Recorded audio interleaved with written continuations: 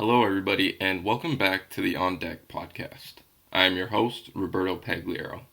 And finally, the day has come. Baseball is back. Spring training has now kicked off. We had the first game yesterday with the Cubs and Dodgers playing. And honestly, it was just relieving to have some baseball back on TV because, man, was I ever missing it. This is coming in place as the Dodgers and Cubs kick off the start of their 2025 season in Tokyo, with those games being slated for the 18th and 19th of March. So give or take 2 or 3 weeks for those games to really get started and officially to have our 2025 season begin with an early opening day. But in today's podcast, we'll be covering the lack of an extension for Vlad between him and the Jays. We'll be talking about a possible Judge and Soto beef. That should be interesting. We're going to be talking about the automated balls and strike system that came into play yesterday, giving my thoughts on that. And then just a smaller extension that was handed out between Geraldo Perdomo and the Arizona Diamondbacks. So kicking off with probably the biggest news of the whole offseason getting into spring training was that Vlad and the Blue Jays weren't able to agree upon an extension for him for this coming year.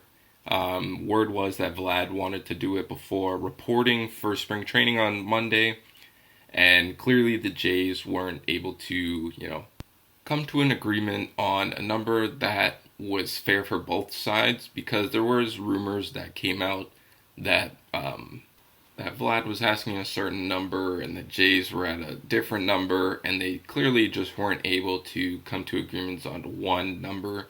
And honestly, that's really unfortunate to hear, because as a homegrown player, Vlad has been part of the organization for I don't even know how long at this point, because we've been hearing about him as a prospect at just 18 with his massive hit tools, the raw power potential, and it's just really unfortunate to be witnessing, because as you're the face of your franchise for all these years, would you not want to throw a bag at him to make sure that he stays and is the face of the franchise for pretty much his whole career? Like, why would you not want to do that? And it's not like the Jays are screaming poor either. The majority of the ownership is Rogers, and even if, it's a more backloaded contract or even have some deferrals at some point, this contract needs to happen. Why? Honestly, it blows my mind that a player like Vlad that has been on your team has verbally said, I love Toronto, I want to be here the rest of my career. Why hasn't it happened yet? Why are we waiting for so long to make this contract extension happen? You can see the caliber of player that Vlad is when he decides to elevate the baseball. Yeah, he'll hit into a bunch of double plays here and there. I'm pretty sure he leads the league in the last 2 years. But when you're getting the offensive output that he is giving you consistently the last 2-3 years, he's up there in the top 5 easily as best hitters in the game, along with Ohtani, Judge, Mookie. You could even put a healthy Trout in there. But yeah, Vlad has to be a Blue Jay for life at this point. And Ross Adkins, honestly, have never been a true fan of how he has been managing this team, and the moves that they've made are sometimes very questionable. But if they let him walk in free agency, this will have to go down as definitely one of the bigger fumbles in recent MLB history, in my opinion. The Jays may still have the upper hand when it comes to Vlad's free agency, because he has verbally said that he wants to stay a Jay, and how much he loves the city. But at the same time, now you're competing with 29 other teams for basically his services. And I've seen reports saying that, the Yankees are interested, the Red Sox, obviously the Mets, I'm not sure why, because they just signed Pete Alonso, and he has his opt-in for the next 2 years. So that doesn't really make the most sense to me, because you'd then be paying him to be either their DH or not even a third baseman, because they have Vientos there. So the move to the Mets doesn't make much sense to me. Obviously, you could say the Dodgers, and the Dodgers would find a way to put him in like left field or something, learn a totally new position. So they just have a stupid super team. But honestly, I think he might come back to the Jays. I'm not sure on what kind of contract or what that will look like, but I do think that he comes back to the Jays. And I think that the number that they do end up paying him will be slightly below what other teams offer him, just because they have that upper hand of saying, hey, you know what, we messed up. Here is your money, but, we'll give you a longer term contract. That's what I think the Jays will offer him. I think I see a range, because Vlad is going into, his hypothetical prime right now. I say prime in quotes because, he has been good in years past at such a young age. I think now the contract length will probably be in the 14 to 15 year range. But money wise, man, I couldn't even tell you, because Soto got $765. But whatever the Jays pay Vlad this offseason, it's going to be, a pretty penny. And personally, as a Yankees fan, am I going to hate it? Absolutely, because Vlad has just been terrorizing the Yankees ever since he's been called up. And it's just going to continue to happen. And it's going to be the biggest thorn in my back, because when he connects with the ball, man, does the ball just fly off the bat. Even when he hits it on the ground, he hits the ball so hard. Honestly, that's why I hate playing defense sometimes. When a guy hits the ball so hard at me, it's just, you have no time to react. And yeah, Vlad on the Jays is going to be a problem. Now, moving on to a possible Vladdy suitor is moving on to the Mets and Yankees, but more specifically, Judge and Soto, the two heads of the teams, basically. And during media day, Judge was asked a question about Soto and some of the things that he had said during his initial Mets press conference when he was being introduced to the media after signing that lucrative contract that it just blows my mind that he's still getting more than Ohtani, one of the best baseball players to ever play the game.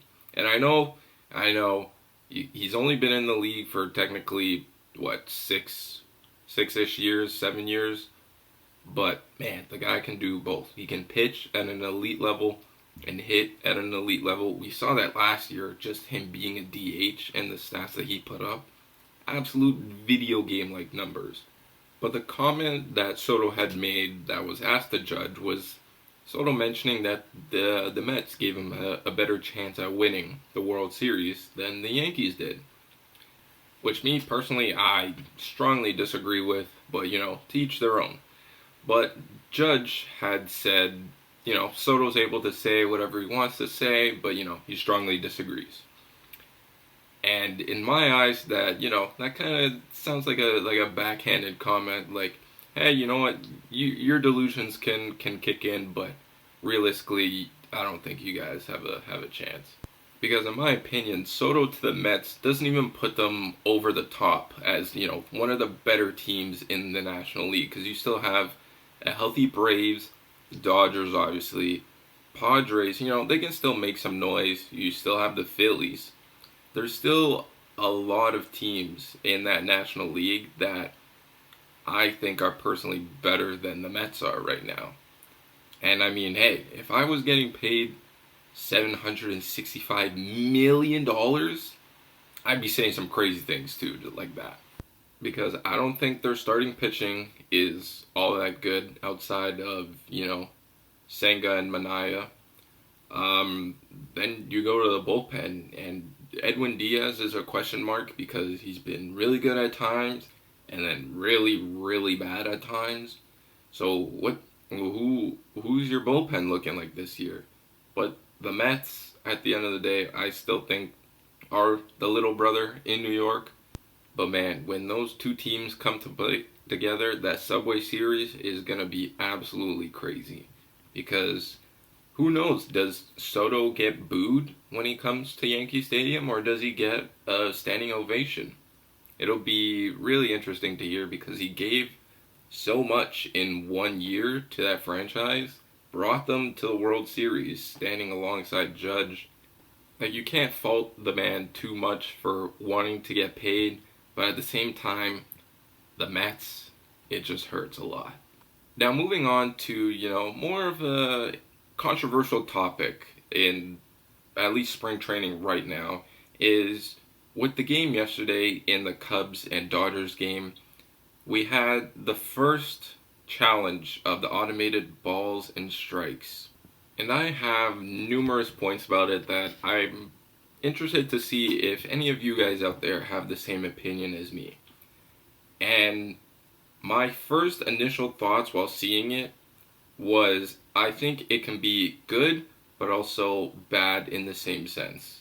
So for the rules in spring training, teams are allowed 2 challenges per game, and if you win your challenge, you keep it, and if you lose it, you lose it. And only the batter at the plate, the pitcher, and the catcher are allowed to call these challenges. And no one from the bench is allowed to challenge, or the umpire has some ruling to say, no, you're not allowed to challenge that call. And my thoughts on it are, it could be good in the sense, say you are a catcher and you are set up outside on the outside corner. And with the old rules, if you were to miss inside on the batter, it'd be automatically a ball because you're reaching across the plate and it's not presented as a strike.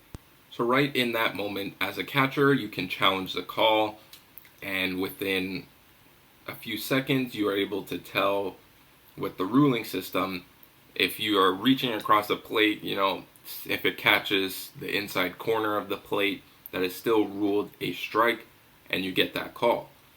But this could ruin the integrity of the game and take away from pitchers really being able to pinpoint and hit their spots. Because I can throw the ball wherever I want in the strike zone, and if it's called a ball by the umpire, I can still say, hey, I'd like to challenge that call, and if it's still within the box, it's still counted as a strike. It kind of takes away from those pitchers that have really mastered the craft of hitting their targets and having that pinpoint accuracy. Really thinking about it more, it could also play a factor into how umpires are ranked. I remember in the summertime, Max Scherzer had come out with a quote saying that there needs to be a grading system for umpires. And, initially I thought, I kind of agree with that.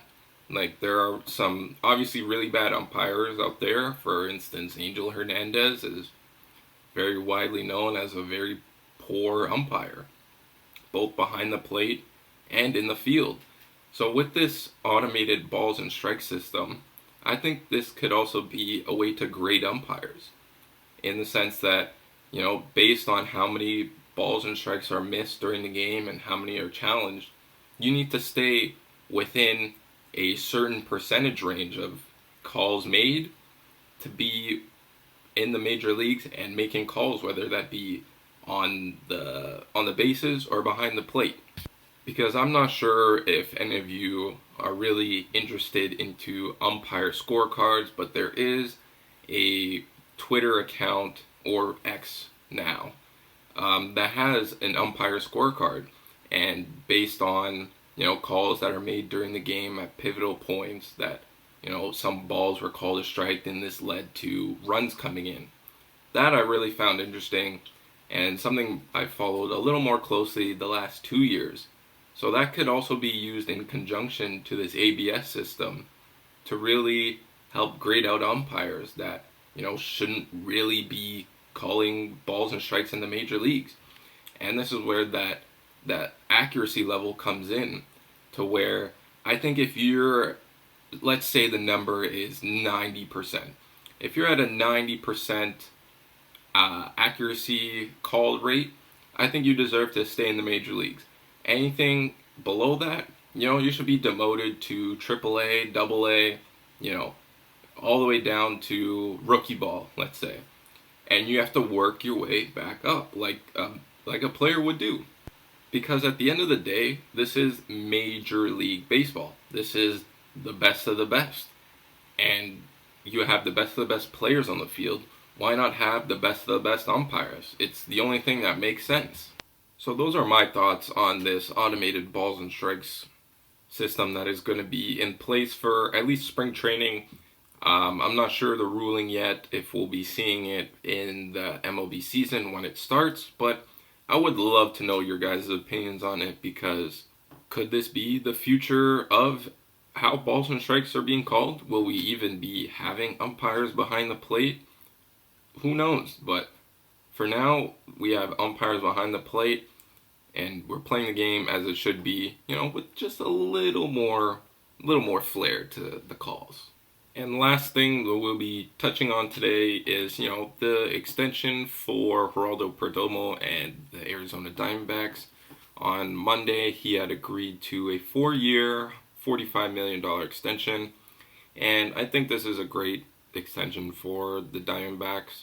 Geraldo Perdomo, don't get me wrong, great, solid player, good contact, great defense. Was an all-star in 2023. But in my opinion, I think this is just, a stopgap option until Jordan Lawler is ready. Jordan Lawler has been one of their top prospects for quite a while. He should be getting the keys to shortstop, I think, very, very soon, if not this year, because we have been hearing about him for so long. I think it's time for him to, get a real chance at playing shortstop every day. He could be a fun young player. He's got good contact, decent amount of power, good defense, great speed. All the stuff that you would need in a shortstop for the future. And him being a building piece with Ketel Marte being as good as he was last year. Corbin Carroll had a great second half last year. Gabby Moreno looking for a bounce back from him, but we know what he can bring to the table. Gino Suarez put up a great season there after having like an season in Seattle where he said it was hard to hit but still managed to put up a fairly decent season.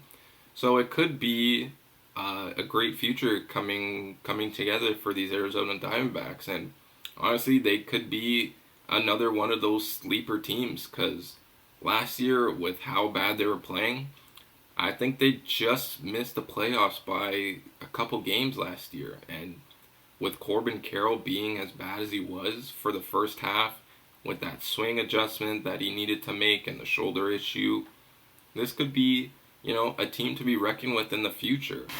And with their pitching too, with Merrill Kelly coming back, they have Corbin Burns. Zach Gallen was, a little banged up last year. It wasn't his usual self. Arizona Diamondbacks could quietly mess around and make some noise in the playoffs, because they are in a very tough division with the Dodgers, obviously, the Padres. The Giants, quietly have made some moves with signing Verlander, signing Adames. Their team, that division could be a really competitive division and one to definitely look out for. So that concludes today's podcast. I hope all of you enjoyed, the numerous topics that we talked about today. Again, let me know your guys' thoughts on everything that we discussed in this podcast. Love to hear from you guys. And I'm just so happy that baseball's back. Like, I'm just itching to turn this TV on and watch the Yankees and Rays play right now. Again, I appreciate each and every one of you for tuning in to the On Deck podcast, and I'll catch you in the next one.